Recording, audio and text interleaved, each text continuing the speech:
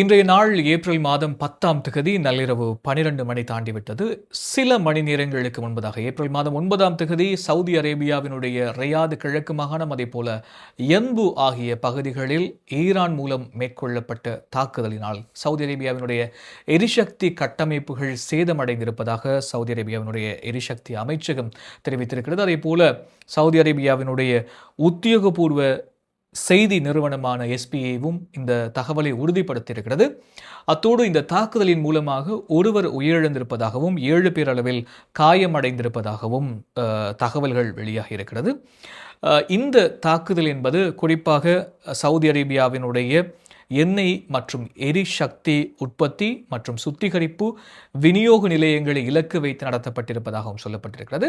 அத்தோடு சவுதி அரேபியாவினுடைய வான் பாதுகாப்பு படையினுடைய அறிவித்தலின் பிரகாரம் சுமார் 9 ட்ரோன்கள் இடைமறைக்கப்பட்டிருப்பதாகவும் சில பாலிஸ்டிக் ஏவுகணைகள் தடுக்கப்பட்டிருப்பதாகவும் சொல்லியிருக்கிறது. இந்த நிலையில் ஈரானில் இருந்து ஏவப்பட்ட இந்த ஏவுகணைகள் மூலமாக முக்கியமான எண்ணெய் குழாய் வழித்தடங்கள் தாக்கப்பட்டிருப்பதனால் கச்சா எண்ணெயினுடைய விநியோகத்தில் பாரிய அளவு பாதிப்பு ஏற்படும் என்று சொல்லப்பட்டிருக்கிறது.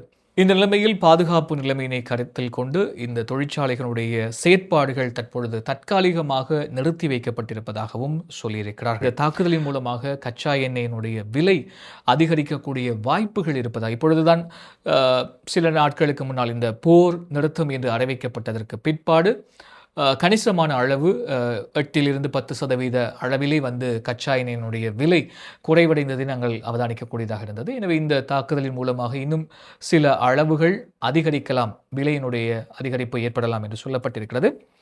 போர் நிறுத்தம் அறிவிக்கப்பட்டு சில நாட்கள் கடந்துவிட்டது. ஆனால் மத்திய கிழக்கிலே அப்படியான ஒரு அமைதியான சூழல் ஏற்பட்டிருப்பதா என்று பார்த்தால் அப்படியான ஒரு அமைதியான சூழலில் நம்மால் காண முடியவில்லை. அத்தோடு ஈரானுடைய மிக முக்கியமான வேண்டுதல் லெபனான் மீதான தாக்குதல் நிறுத்தம். இஸ்ரேல் அந்த தாக்குதல்களை லெபனான் மீது நடத்தக்கூடாது என்ற கோரிக்கை முறியடிக்கப்பட்டிருப்பதா என்ற ஒரு கேள்வி எழுகிறது. ஏனென்றால் தொடர்ச்சியாக இந்த தாக்குதல்கள் நடைபெற்று வருகிறது.